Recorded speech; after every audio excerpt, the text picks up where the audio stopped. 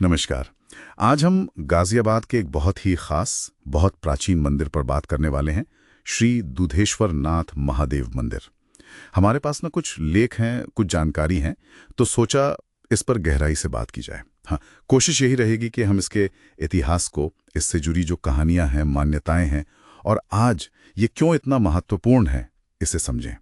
और कहते हैं कि ये मंदिर करीब 5000 साल पुराना है, और तो और इसका संबंध रावण के पिता ऋषि विश्रवा से भी जोड़ा जाता है। मतलब ये तो बड़ी पुरानी बात हुई। चलिए इस पर थोड़ा और जानते हैं। जी बिल्कुल। पौराणिक कथाएं तो यही कहती हैं। देखिए, एक मान्यता है कि यहाँ पहले हिरण्यगर्भ ज्योतिर्लिंग था, लेकिन जो कहानी सबसे ज्यादा प्रचलित है वो एक गाय की है। अच्छा, गाय की कहानी। हाँ, कि पास के गांव की एक गाय थी जो रोज एक खास टीले पर जाती थी और वहां उसके थनों से अपने आप दूध गिरने लगता था। अपने आप? जी। तो जब गांव वालों ने ये देखा, उन्होंने वहां खुदाई की और कहते हैं कि जमीन से करीब 3 फीट नीचे उन्हें एक शिवलिंग मिला, स्वयंभू शिवलिंग। अरे वाह।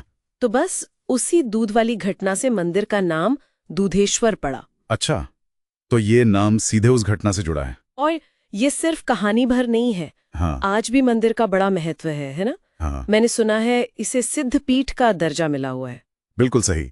सिद्ध पीठ मानते हैं इसे, यानी ऐसी जगह जहां ये मान्यता है कि सच्चे मन से मांगी गई मुराद जरूर पूरी होती है। और शायद इसीलिए यहाँ दूध अभिषेक का बहुत खास महत्व है। लोग न सिर्फ मनोकामना पूर्ति के लिए, बल्कि कहते हैं बीमारियों से छुटकारे और आशीर्वाद के लिए भी शिवलिंग पर दूध चढ़ाते हैं। सिद्ध पीठ है तो जाहिर है भक्तों की भीड़ तो रहती होगी, खासकर कुछ खास मौकों पर। हाँ, बहुत ज्यादा। सावन के महीने में महाशिवरात्रि पर यहाँ लाखों लोग आते हैं।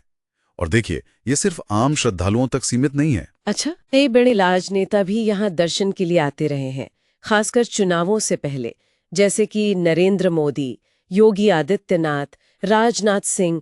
इन सब के नाम स्रोतों में मिलते हैं। हाँ, ये जरूरी है बताना। तो इससे पता चलता है कि मंदिर का धार्मिक महत्व तो है ही, साथ ही एक बड़ा सामाजिक प्रभाव भी है इसका। सही कहा। अच्छा, मंदिर के अंदर अगर जाएं तो मुख्य शिवलिंग के अलावा और क्या खास है मां? कई चीजें हैं। जैसे जो मुख्य द्वार है वो कहते हैं एक ही पत्थर को काटकर बनाया गया है, और उसके ठीक बीच में गणेश जी की मूर्ति है। फिर एक बड़ा अनोखा कुआं है वहां। कुआं? उसमें क्या खास है? लोग बताते हैं कि उसके पानी का स्वाद कभी मीठा लगता है तो कभी हल्का दूध जैसा। सच में? दूध जैसा पानी? ये तो बड़ी अजीब बात है। और एक प्राचीन धुना है, मतलब एक पवित्र अग्नि कुंड, जिसके बारे में कहा जाता है कि वो सदियों से जल रहा है बिना बुझे। एक तरह से निरंतर देवीय उपस्थिति का प्रतीक है वो। सदियों से चल रहा धुना? कमाल है। जी। फिर परिसर में एक गौशाला भी है। वहां लंबो गाय नाम की एक खास देसी नस्ल पाली जाती है। लंबो गाय? हाँ, और माना जाता है कि ये उन्हीं गायों की वंशज हैं जिन्होंने वो शिवलिंग ढूंढने में मदद की थी। अरे वाह, ये तो पूरी कहानी जुड़ गई। और साथ में एक आयुर्वेदिक औषधालय भी है और एक वेद विद्यापीठ गुरुकुल भी है, जो शायद 2002 में शुरू हुआ था। वहाँ काफी पुरानी पांडुलिपियां, ग्रंथ वगैरह हैं। करीब 800 ग्रंथ बताते हैं, और नियमित कक्षाएं भी होती हैं। मतलब इतिहास, आस्था, सेवा, शिक्षा सब एक ही जगह पर मिल रहा है। अगर कोई जाना चाहे तो कैसे पहुंचे, लोकेशन क्या है? मंदिर गाजियाबाद शहर में ही है, हिंडन नदी से ज्यादा दूर नहीं, करीब 2 किलोमीटर, गौशाला रोड पर। दर्शन का समय है सुबह 4 बजे से दोपहर 12 बजे तक, और फिर शाम 5 बजे से रात 9 बजे तक रहता है। और पहुंचना आसान है। हाँ, काफी आसान है। गाजियाबाद रेलवे स्टेशन तो बिल्कुल पास में है, शायद आधा किलोमीटर ही होगा। अच्छा, और आजकल वहां कुछ काम भी चल रहा है, शायद रेनोवेशन वगैरह? जी हाँ, मंदिर परिसर को और बेहतर बनाने के लिए काम चल रहा है। करीब 5.5 करोड़ का प्रोजेक्ट है ये।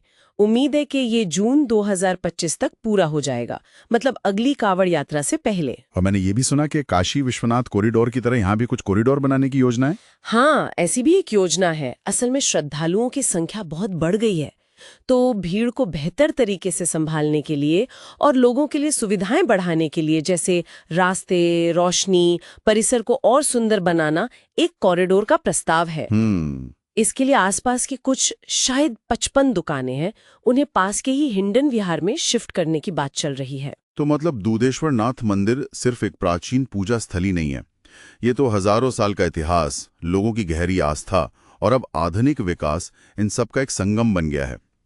ऋषि विश्वावा से लेकर आज के कॉरिडोर प्रोजेक्ट तक पूरी यात्रा इसी जगह सिमटी हुई है। बिल्कुल। और ये सब जानकर एक सवाल मन में आता है वैसे कि जब कोई इतनी पुरानी, इतने गहरे पौराणिक महत्व वाली जगह का इस तरह से आधुनिकीकरण होता है, विस्तार होता है, तो क्या भक्तों के अपने व्यक्तिगत अनुभव पर या उस जगह की जो एक आध्यात्मिक पहचान है उस पर भी इसका कोई असर पड़ता होगा? ये सोचने वाली बात है।